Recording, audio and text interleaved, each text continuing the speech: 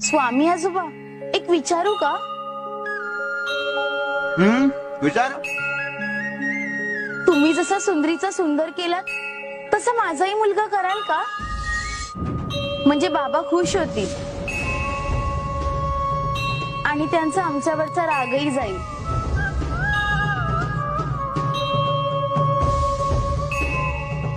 अरे बाळांनो, असं सरसकट सगळ्यांच्या बाबतीत नाही करता येत. सुंदरीचा सुंदर झाला हे तिच्या नशिबाचा भाग होता. स्वामी आजोबा, मग आम्हाला भाऊ मिळणारच नाही. आमच्यावर विश्वास ठेवा.